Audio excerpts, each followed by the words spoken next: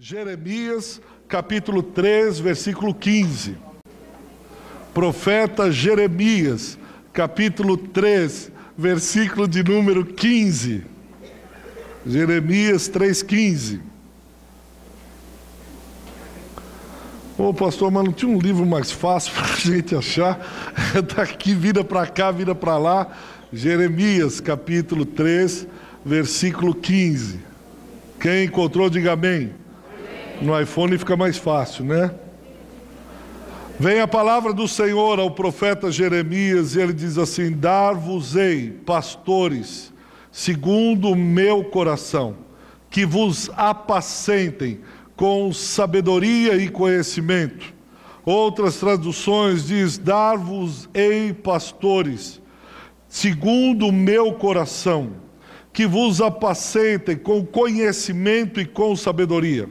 A NV, nova versão internacional da Bíblia, ela diz assim: dar-vos-ei governantes, que vos, segundo o meu coração, que vos governem com sabedoria e inteligência.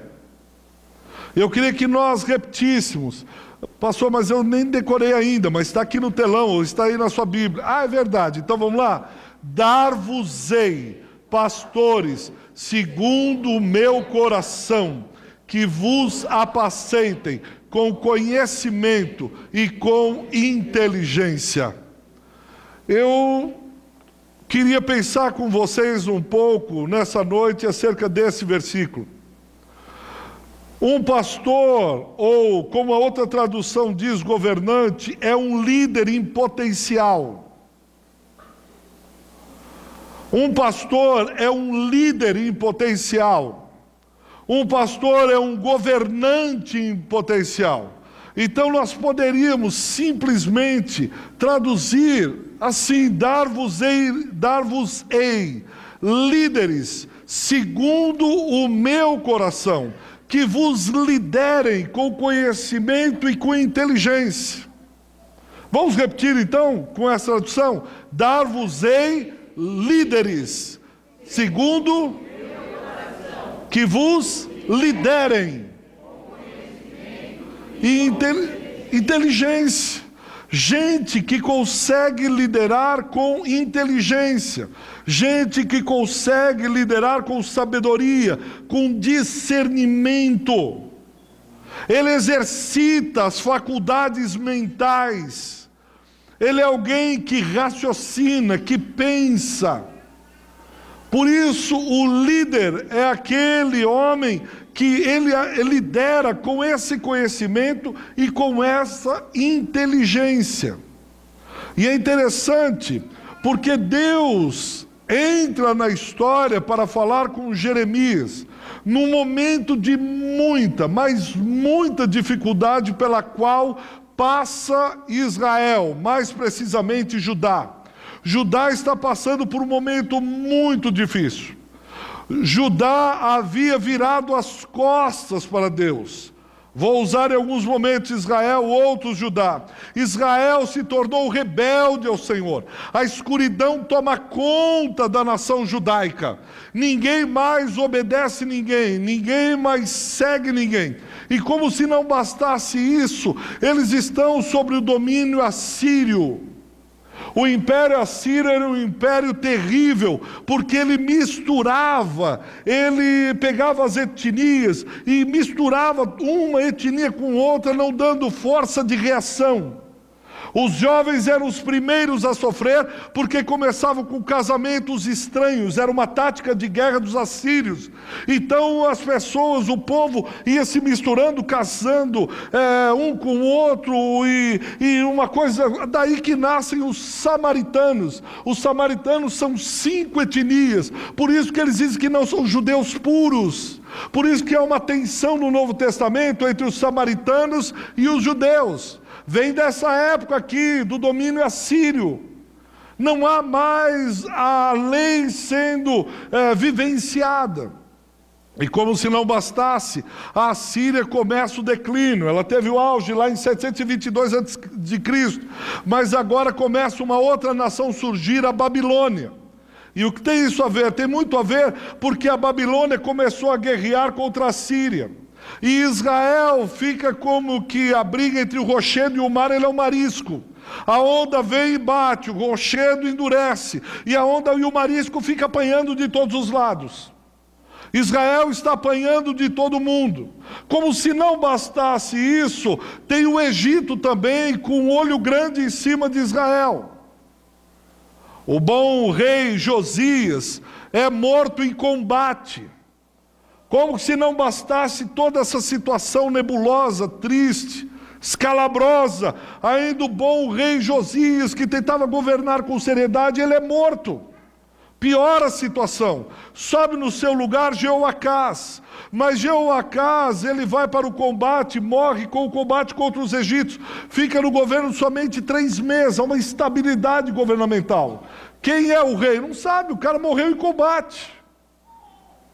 Como se não bastasse, sobe ao trono de Israel Jeoaquim.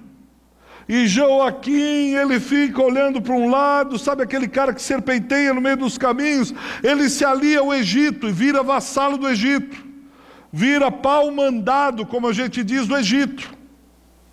Nessa situação horrorosa, nessa situação terrível que vive a nação santa, o povo de Deus, Deus vem com a sua palavra e diz para Jeremias: dar-vos-ei líderes, segundo o meu coração, que vos liderem com sabedoria, com conhecimento, com inteligência. Meu irmão, eu e você somos líderes em potencial. Eu e você somos líderes dados por Deus para esta geração.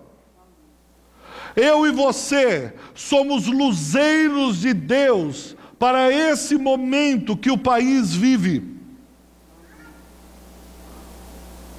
Eu e você fomos dados por Deus, segundo o coração dele, para esse momento histórico. Você não nasceu nesse momento, nessa época, por um acaso. Porque o seu pai e a sua mãe resolveram fazer uma aventura e sem querer, querendo, você nasceu. E aí você caiu de paraquedas nesse momento da história e até hoje se pergunta por que eu nasci. Pelo contrário, Deus colocou você nesse exato momento da história, como colocou Jeremias naquele momento histórico, para liderar esse povo, ser referencial, ser exemplo. Bom, pastor, legal, mas o que é liderança? Liderança é uma das coisas que você mais vai ouvir no mundo empresarial. Hoje falo, você tem que chamar um coaching, um treinador, alguém do lado. No mundo empresarial, no mundo do businessman, você chama um coach que vai orientá-lo, um grande consultor. E o que é essa liderança? Liderança é a arte de orientar pessoas, influenciando positivamente essas pessoas, tanto mentalmente como materialmente, corporealmente. Foi a melhor definição que eu encontrei de liderança. Liderança é orientar pessoas, influenciando positivamente, é claro. Eu não estou falando aqui do líder do PCC, ele é um grande líder chamado por Deus, não. Eu estou falando de líderes que influenciam positivamente. E que essa influência gera transformação de mente. Essa influência, ela gera novos comportamentos. Aquilo já não é mais aquilo. Aquele ambiente já não é mais ambiente. Deus levantou nessa geração você como líder, para orientar pessoas que andam em densas trevas, pessoas que não têm rumo, pessoas que estão sem norte. Deus levantou você como um líder em potencial para orientar essas pessoas e para influenciar positivamente essas pessoas, a fim de que elas tenham transformação de mente e de comportamento. Eu vou repetir porque acho que você não entendeu. Eu quero ter a certeza que você entendeu isso. Você foi o líder que Deus deu para essa geração. Você naquela empresa não está ali por acaso. Você está naquela empresa para influenciar pessoas, para transformar o comportamento e a mente daquelas pessoas. Você é um líder dentro da sua casa, dentro da sua família. Papai, mamãe, levante a mão. Quem é pai ou mãe aqui? Levanta a mão. Você é um líder em sua casa. Você influencia o comportamento dos seus filhos. Você é usado por Deus para mudar a mente e o comportamento do seu filho e da sua filha. Você é um líder. Papai, você é um líder para influenciar a sua família. Você foi dado por Deus no meio de um caos terrível, no meio de um mundo tenebroso, para influenciar sua família. Líderes de confraria, levante a mão, por favor. Vocês foram dados por Deus para influenciar sua confraria, positivamente, orientar essas pessoas. Você que trabalha em empresa, quem trabalha em empresa, comércio, ou simplesmente trabalha, levanta a mão. Você não está naquele trabalho simplesmente porque você precisa ganhar dinheiro para comer. Você não está lá trabalhando porque você vai receber um salário no final do mês. Esse não é o fim último da sua vida. Deus abriu essa porta, deu você aquela empresa, deu você aquele comércio, deu a você aquele escritório, aquela baia, aquela sala, para orientar pessoas e influenciá-las positivamente. Deus deu Jeremias naquele momento para orientar pessoas, influenciá-las, mudar aquela situação. Aquela sala, aquela empresa, aquele comércio, aquela indústria, aquela pequena empresa, depois de que você entrou lá, mudou. Porque você, como líder em potencial, transforma aquele lugar. Você é luzeiro para aquela pessoa que de alguma maneira está desorientada. Por isso que ele diz: dar-vos-ei pastores que liderem, que influenciem, pastores líderes, segundo o coração de Deus. Você não está esquecido naquela empresa. Você não está lá porque não tinha mais o que fazer. Você não caiu de paraquedas no meio da sua família. Você não abriu aquele comércio, aquela empresa por sem querer querendo. Lógica xaviana. Você está lá porque Deus lhe deu para mudar, para transformar. Você é a resposta de Deus para esse momento. Se você não entender isso, o seu trabalho vai ser uma chatice. Eu demorei para entender isso. Até hoje eu estou aprendendo. Eu não estou lá por qualquer outra razão. Sabe qual é o problema? O problema é que muitas vezes, você imagina, a gente começa a estar lá no nosso trabalho, começa a estar lá naquele nosso comércio, começa a estar lá na nossa empresa, ou fazendo, ou no ministério, ou na confraria, etc. Nós ficamos como esse bombeiro aqui, ou esse grupo de bombeiros, imagine. Está pegando um fogo danado em meia dúzia de prédios. Pegando fogo. E esses bombeiros estão ali olhando, imagina a cena. E eles estão em oração. Ai, Deus, o que é que eu faço? Deus, por que esse fogo queima esses prédios? Deus, por que tanta gente está morrendo, queimada nesses prédios? Deus, isso era um conjunto habitacional, as crianças gritam. O que você diria para esses bombeiros? Calma, calma. depois de falar algumas coisinhas, o que você diria? Meu filho, por isso é que você está aí. Você é bombeiro. Eu sou sapateiro. Eu não sou bombeiro. Por que você acha que você está aqui olhando para o fogo? Porque você é artista de Hollywood? O que você diria para um líder de confraria que está orando? Deus, faça alguma coisa na minha confraria. Ai, multiplica a minha confraria. Deus abençoa a minha confraria. Deus dizendo, filho, sabe por que eu pus você aí? Sabe por que eu pus você como líder? Deus abençoa a minha empresa. Isso aqui é só prostituição. Isso aqui é um roubo, é uma corrupção. O que eu faço, Senhor? Deus me ajuda. Deus olha para você e responde a mesma coisa que você respondeu para o bombeiro. Filho, é você. Deus deu você aquele lugar.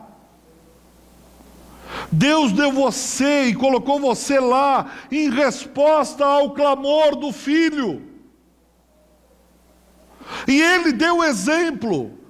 Ele diz, João 3,16, diz o quê? Deus amou o mundo de tal maneira que deu o filho. Ele não ficou olhando para Gabriel, para Miguel, dizendo assim, o que eu faço agora? Mas como eu vou fazer? Que situação difícil. E agora o mundo está perdido, está em uma situação caótica. Por isso ele deu o próprio filho. Assim como ele deu o filho, ele deu você para aquele lugar.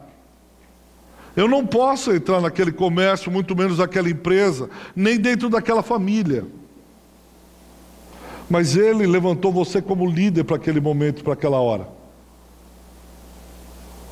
Mais do que isso, você imagina? Alguns, foi sem querer querendo agora. Imagina outra cena, se você entender isso, eu ganhei o meu dia.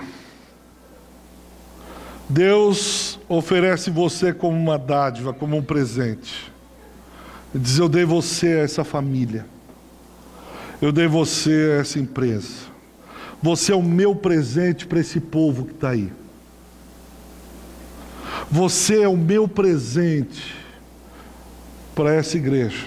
Você é o meu presente para esse comércio. E o presente lá dentro diz, eu não. Eu estou lotado de coisa para fazer. E Deus diz, mas você é o meu presente lá. Não. Minha agenda está lotada. E Deus diz, mas eu estou oferecendo você como eu ofereci meu filho. Porque eu sei do teu potencial, eu sei quem é você, e eu quero abençoar essa gente, eu quero abençoar essa escola, eu quero abençoar essa faculdade, eu quero abençoar essa família, eu quero abençoar esse ministério, eu quero abençoar essa casa, eu quero abençoar esse comércio. E o presente olhando e dizendo, eu não, pensa que é assim? Eu sou cabeça e não sou cauda. Não é assim que o senhor vai falar, quem o senhor pensa que é? Ele respondeu, eu sou Deus, filha. E porque o senhor é Deus, vai fazer o que o senhor quer? Ele diz, é. O senhor pensa que o senhor é todo poderoso? Ele diz, sou. O que você diria desse presente? Conhece gente assim? Que Deus amou, levantou e disse, você é o presente para esse ministério. Você é o líder nessa escola que você dá aula. Eu te pus como luzeiro. Eu te pus como luzeiro no meio dos jovens. Eu te pus como luzeiro naquela lanchonete. Eu te pus luzeiro naquela família. Eu te pus luzeiro aqui. Eu te levantei aqui. Dar-vos-ei líderes, diz o Senhor, segundo o meu coração. E Ele chama gente diferente, lugares diferentes, gente que não tem nada a ver. Gente que você olha e diz, esse é improvável. Jeremias capítulo 1, ele chama Jeremias quando Jeremias ainda está no ventre. Ele diz, eu te elegi como líder quando ainda você estava no ventre da tua mãe. Como Deus vai chamar alguém que está sendo formado no ventre? Atos capítulo 9, ele chama um homem que persegue a igreja, um homem que tem no bolso uma carta dos governantes que ele pode prender, roubar e matar qualquer um que se designe cristão. E aí esse homem está a cavalo no caminho de Damasco para pegar mais cristãos para matar. E Deus diz: eu vou dar esse homem para a igreja. Eu vou dar esse homem. Ele vai ser o meu apóstolo. Dar-vos-ei líderes, segundo o meu coração, que liderem com conhecimento e com sabedoria. Alguém pode dizer não? Esse não, Senhor. Não, no ventre da mãe não. Isaías capítulo 6. O rei Uzias morreu. O rei Uzias é muito amigo de Isaías. Ele olha e o trono está vazio, insegurança política, governamental. Ele está ali no templo. E aí vem uma voz, depois da visão que ele teve do trono, e uma voz diz: a quem enviarei? Quem será o meu presente? Quem será o meu líder nessa geração? Eu estou procurando os líderes para dar a essa geração. Qual foi a resposta de Isaías? Está precisando? Eis-me aqui, envia-me a mim. Eu vou. Mas o problema é que nós estamos como presente. Porque Jeremias, voltando a Jeremias, ele foi colocado no poço, ele foi incompreendido, ele foi perseguido, ele foi maltratado, ele foi traído. E muitas vezes essa dádiva olha e diz assim: eu.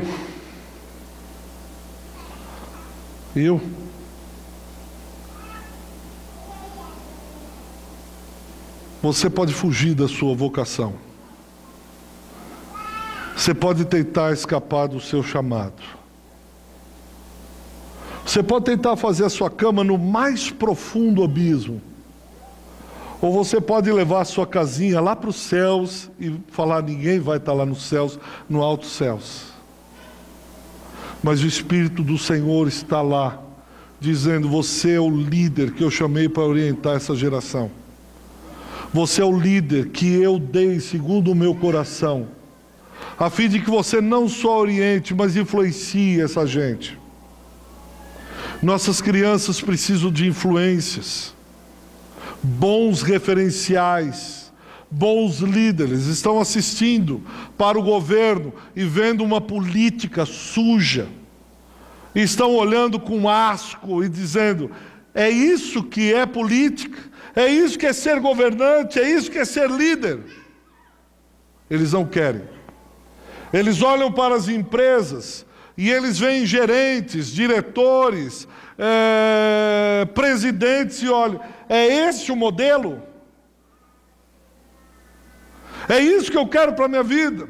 Eles abrem comércio e vê um comendo a perna do outro, um puxando o tapete do outro, um perseguindo o outro. Ele diz: é isso.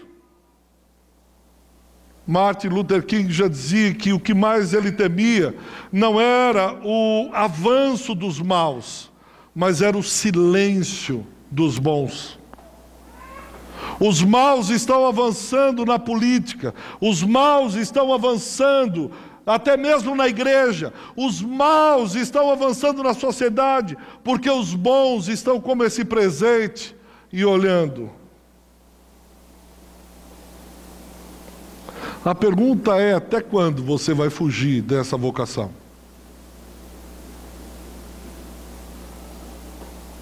Até quando você vai rejeitar ser dado por Deus? Quando eu estava no campo missionário no Amazonas, recebemos o treinamento junto com um amigo meu, não foi o Daniel, um outro. E ele foi para os índios, chamados maceteiros. Os maceteiros ainda não tinham contato com o homem branco, o homem civilizado. E esse meu amigo resolveu ir para os maceteiros, Deus colocou no coração dele, e ele foi um presente para os maceteiros. E depois de dias que ele estava andando na selva, com a rede selva, tem o kit selva, etc., aí ele encontrou, junto com outro missionário, com um barquinho pequeno a remo, ele encontrou aqueles que seriam a provável tribo de que ele tanto procurou e orou por eles. E os maceteiros são chamados assim porque eles usam um tronco muito grosso e andam com aquilo para todo lado, como se fosse uma vara, eles andam com aquilo. E aí ele aportou assim, o colega ficou arrumando as coisas do barco, do bote, e ele foi, os homens o recepcionaram, e disse, puxa, é Deus, porque eles estão olhando para mim, coisa linda e tal, e começou a dar panela, pegavam, porque não conhece o homem branco, e mexiam no cabelo dele, foram conduzidos, de repente ele percebeu que os homens foram se afastando, e as mulheres e crianças foram levando eles para dentro da maloca, porque o índio brasileiro mora em maloca, não em oca. E foram levando dentro da maloca, para dentro da maloca as crianças, ele achou estranho, ficou meio esperto. Quando ele viu e virou para pegar alguma coisa, veio um índio e já deu uma paulada nele aqui, imediatamente sangrou. Ele disse, Bitum, eu meio que olhando assim, eu varei a oca, que é de palha, e saí correndo e fui gritando para o meu amigo, eles correndo atrás de mim, deu tempo de se jogar no rio, saí nadando, e o meu amigo com o barco já jogou, deixamos as coisas, e fomos embora. Ele mostrou uma foto, parou mais adiante, estava completamente, totalmente ensanguentado, só de shorts. Cheio, mas forrado de sangue. Ele disse, olha aqui minha foto. E eu disse, e agora? Ele disse, eu vou me preparar melhor, porque eu creio que vou falar para esses índios do amor de Deus, etc, etc, etc, e eu vou me preparar. E aí ele foi e fez o mestrado em linguística na Universidade de São Paulo. Eu e a Vânia levávamos eles direto, vinham na igreja, depois a gente levava lá para a USP, eles ficavam no CRUSP, onde moram os estudantes, e aí depois ele disse, não, mas eu ainda não estou preparado, vou fazer o doutorado em linguística, porque eu preciso melhorar, eu preciso fazer mais, e tal, e não, ele fez o doutorado. Mas depois ele disse, eu preciso fazer o pós-doutorado em linguística, porque eu quero, e assim foi. Hoje ele está com mais de 50 anos. E a última vez que eu encontrei, ele disse, e os maceteiros, você que foi presente de Deus para eles? E, pois é, hoje ele leciona na Universidade Federal de Mato Grosso, é um bom acadêmico, e pegou a mulher o traiu, o filho não quis ficar com a mãe, arrebentou a vida. E os maceteiros? Eles estão esperando. Porque, sabe, ele tem muita coisa para fazer, né? E ele também cansa, ninguém é de ferro. Ele precisa se preparar. Já está com 54 anos, ele precisa se preparar. Ele tem muitas coisas para fazer, ele está dando aula, agora ele é professor, ele está atrás de bolsa. Ele tem uma vida pela frente. E acreditem, essa barba branca e cabelo branco foram conquistados no ministério. Boa parte deles. E eu cansei de ver homens que chegam depois dos 60, mulheres, e dizem assim, pastor, eu queria, porque eu fui chamado, eu tinha um ministério, eu fazia isso na igreja, eu fazia aquilo na igreja, mas se Deus me der saúde,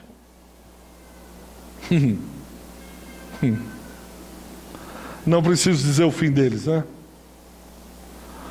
Porque esse presente ficou para uma outra hora, para um outro momento. Mas Deus continua a levantar presentes, líderes, dádivas, graça, Ele mesmo dá. Pastor, eu entendi isso que o senhor falou, entendi, tá bom até aí.